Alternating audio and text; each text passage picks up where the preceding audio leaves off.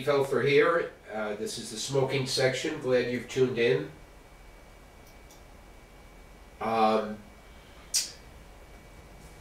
We are going to talk about a few things tonight. One of the things that, of course, is really bothering me a lot is the idea that the FDA may start really significantly reducing the nicotine in cigarettes. And when the FDA was given authority over tobacco in 2009, one of the things they were specifically prohibited from doing was reducing all nicotine. They could not eliminate nicotine altogether, but I don't think there was any, I don't think there was any real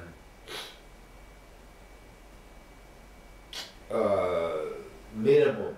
So they could theoretically reduce it to such a small amount that people would no longer enjoy cigarettes. And it's interesting because nicotine is, by all standards, a very, very benign substance. People think, a lot of people think nicotine is bad for you, and but even amongst people in the anti-smoking field, knowledgeable scientists, they liken nicotine pretty much to caffeine. It has mild stimulating powers. It has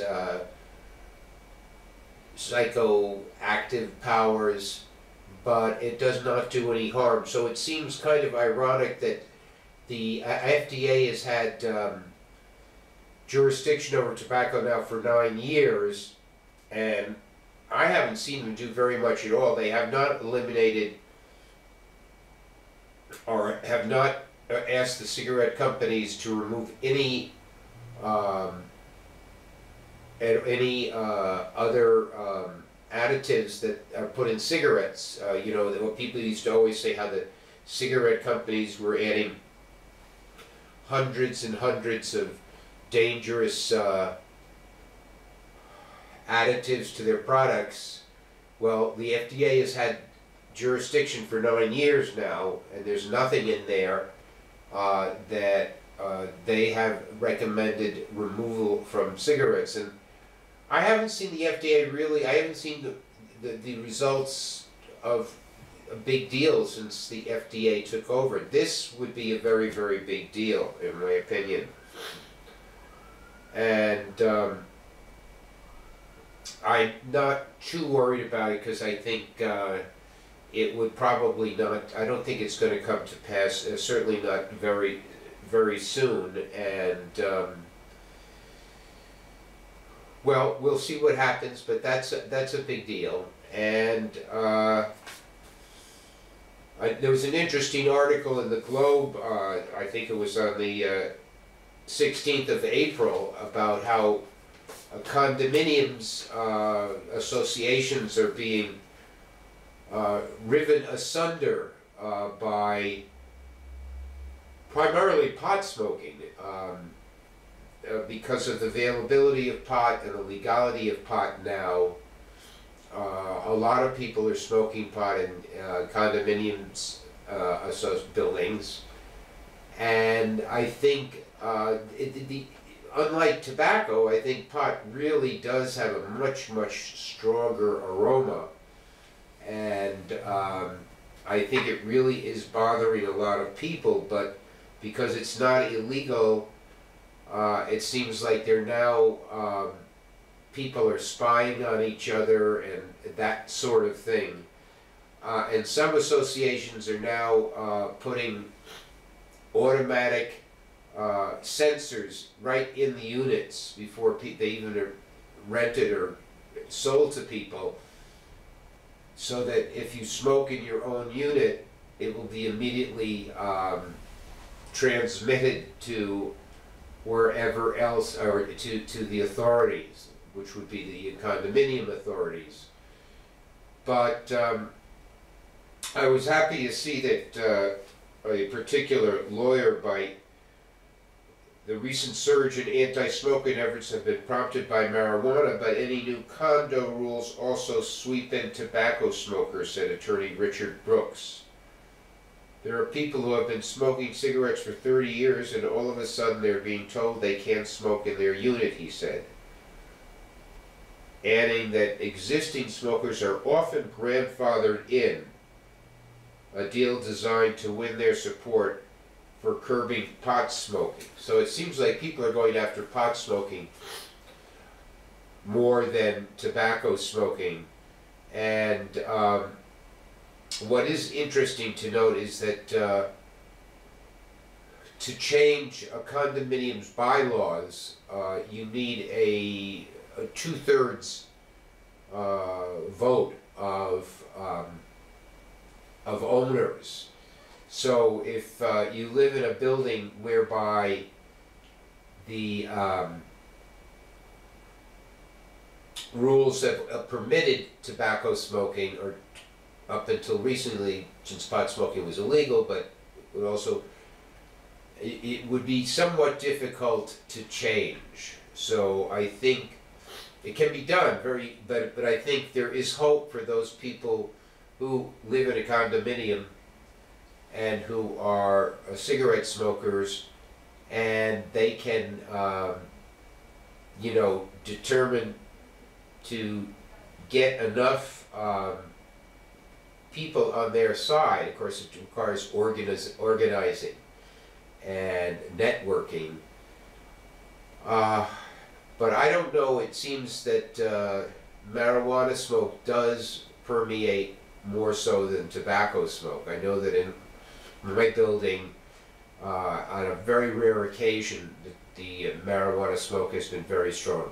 I would say, at least where I live, I'm hoping that people will just say, let's let well enough alone and see how things go. And if there really isn't a problem, which I don't think there is, then why fix it? Well, at this point, I think I'm going to go to our smoker of the week, and let's see if we can get him up here.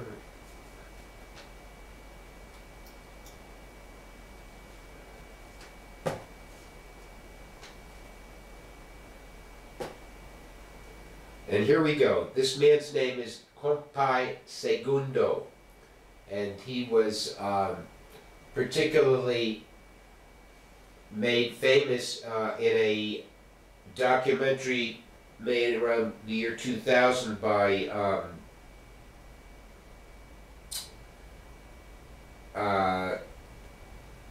Ry Cooder, called the Buena Vista Social Club. And he was explaining his cigar smoking, and I think I will read from what he had to say verbatim. I was 5 years old. Grandma would say, "Here, light me a cigar." I'd light it like this, then hand it to her, and she'd smoke it. So I guess you could say that I've been smoking for 85 years. I have 5 children, but right now I'm working on a 6th. So that was when he was 90 years old. And unfortunately, I don't know if he did have a 6th child or not, but Compay Segundo, a Cuban musician who gained worldwide fame with Ry Cooder's Buena Vista Social Club hit album of traditional Cuban music, has died in Havana, aged 95. And so he smoked from the age of 5 until the age of 95. So that means that's 90 years of smoking Cuban cigars, and he seemed to be quite a great exponent of Cuban music. And here he is again on the smoking section as our smoker of the week.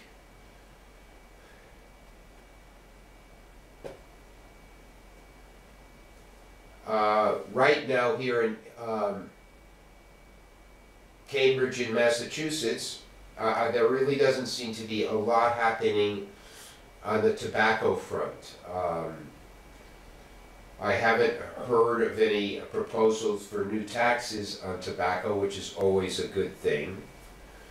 And I think it's very nice that people here, at least in the city of Cambridge, are welcome to smoke or not smoke in the city's parks. I think certainly for homeless people that's good. And for any smoker, it's nice to know that he or she can just go out into the park and have a cigarette and not be accosted by some policeman, which is of course not the case in Boston and not the case in New York. Other than that, with this big thing with the pot smoking and cigarette smoking in condominiums, I'm just curious how that's going to play out, because you know, the pot smokers are pretty powerful in terms of the momentum and so forth and stuff like that. One thing that is sometimes brought up is, well, what about medical marijuana? But then again, for the most part, medical marijuana can be, you know, you could just say, well,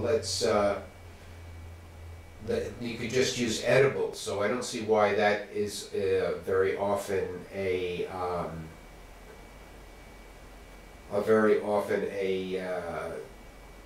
thing to worry about. Now, I was interested today because I got a phone call from you know, someone who is upset because of certain activities that the Cambridge City Council is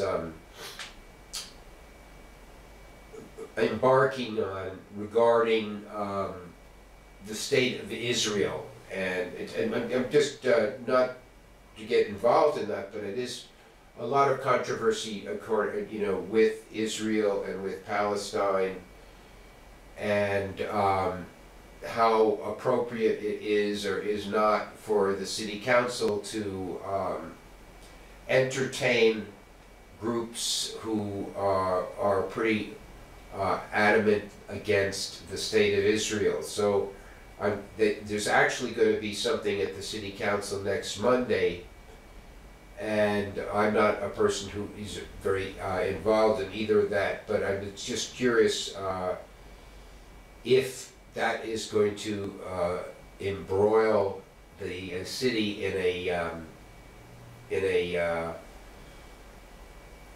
controversy that could be certainly of interest. You certainly have people who are very, very pro-Israel, and you have people who are very, very anti-Israel, and it could be quite interesting to see what happens at the City Council on Monday, this coming Monday, which would be the 23rd of 23rd of April. And in terms of nicotine, I don't know. Frank Davis seems to think that it really doesn't matter whether they eliminated nicotine altogether. That's certainly a very radical viewpoint. You know, that people smoke. I just can't believe people would smoke at all tobacco with no nicotine in it. And I think a lot of people prefer strong cigarettes, and those are strong because they have flavor from the tar and whatnot, and the nicotine, which provides kind of a kick. And to think that people would smoke and even if there was no nicotine in the tobacco, is kind of a little difficult to understand.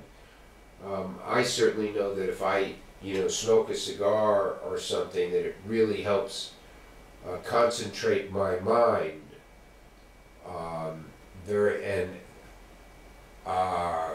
I don't think that if that cigar had if it didn't have any nicotine in it, I don't think it would do that. And likewise with snus, people enjoy snus, and I don't think if the snus had no nicotine, it would be nearly the same. And I think the same for pipe smoking. So, but I think the man who is right now the head of the FDA, I think is Scott Gottlieb, and he is a Trump appointee. And of course, we had hopes that he might have eased up on smokers. But one thing they continuously do is say that 400,000 people a year, or actually 480,000 people a year die from cigarette-related illnesses, and they never they never try to defend that figure. It's just, it stays year after year after year, no matter how low the smoking rates are, or how few people are exposed to secondhand smoke, etc. But that figure just stays the same. And I am really surprised that that the figure can be used for so long and no one challenged at all, or no one in it from the scientific point of view. Of course, that's what Michael Siegel once said, that part of the reason that the anti-smoking movement had become so unscientific was because the tobacco companies had not challenged them, had stopped challenging them. So the anti-smoking groups, without any kind of scrutiny, were just saying anything they wanted, and it became more and more based on just numbers picked from thin air than anything else. And but we'll see how that goes. And the other thing is that this business about a New York city council member has proposed that if you smoke on the streets of New York, you cannot walk, you have to stop. Because according to this council member, he has gotten behind someone and whose smoke was, getting in his face. Well, for 10 minutes. Well, of course, as Michael McFadden pointed out, that it's pretty unusual that you follow someone down the street for 10 minutes unless you're stalking them. That would go on. But I don't know how that's gone. I know that Audrey Silk, and I know that Walt Cody and other people have been pretty active in that regard, and we'll see how that goes. But those are the things that are going on right now. And but again, with this thing with the condominiums, one thing that is very reassuring is that to change the bylaws of a condominium requires a 2/3 vote of owners, and those owners, if you are organized and are willing to kind of speak to a few people and see if you can get some, I think, most people probably are somewhat of the opinion that it's better to have freedom than not to have freedom. And you know, if although you these days it's kind of that's up in the air, but you know, I think most people do feel that banning smoking in buildings in a person's own unit um, is it is very intrusive, and of course, then again with the marijuana, which has this very powerful aroma, you know, it really kind of is a game changer in a way. It's, you know, with cigarettes, if you don't, you know, if you're not chain smoking all day and you crack the windows a little, your apartment is not going to reek of cigarette smoke. But if, you know, marijuana, like some of this stuff can just go from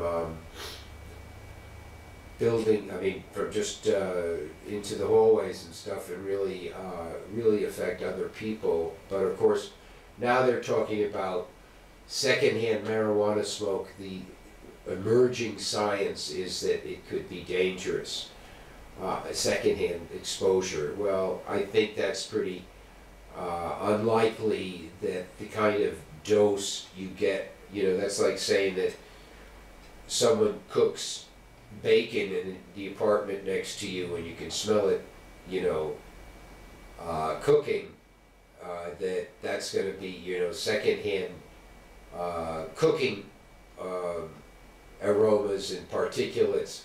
I mean, you can take this to an extreme where everything is, you know, you know, scared to death, as it were. So that's what's going on, and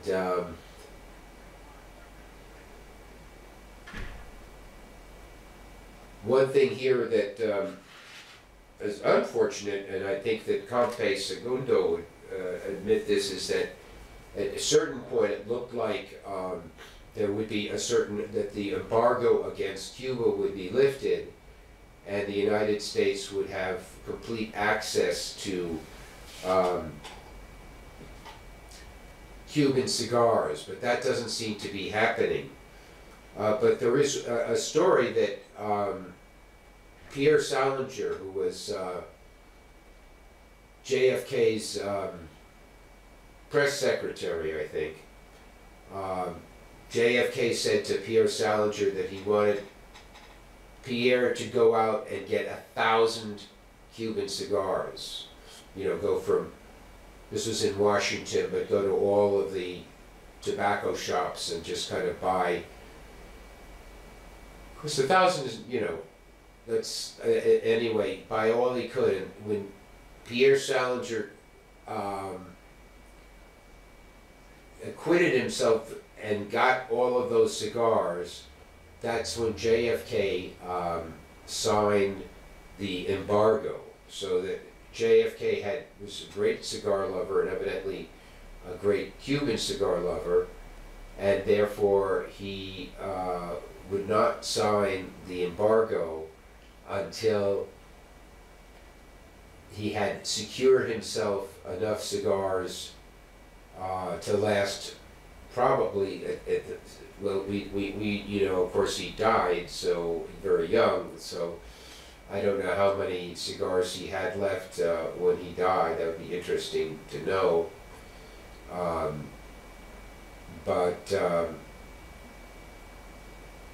He would not sign the embargo until he had 1,000 cigars. And let's see. Well, you know, a lot of people don't know this about different people. Like, a lot of people don't know that Martin Luther King was a cigarette smoker who did not really advertise the fact because he didn't want children or whatever to see him smoking. And that when he was shot at the Lorraine Hotel, or Lorraine Motel, in 1968, in April, and he was smoking a Salem cigarette when he was shot. And according to one of the men who was there, Reverend Billy Kyles, he took the cigarette out of Martin Luther King's hands so that it would not be known that well that he had been smoking when he had been shot. And you know, there are all these kinds of things, and then of course, as I brought out before, it's become questionable whether James Earl Ray was a smoker or not. You know, on the TV show that was running on PBS, they depicted James Earl Ray as a cigarette smoker, but for most of what I heard or read, James Earl Ray never smoked cigarettes and never drank. But anyway, so there's all kinds of miseducation and misinformation about tobacco, and that's what we here on the smoking section will try to get it to finish. Thanks for watching. We'll be here next Wednesday. Good night.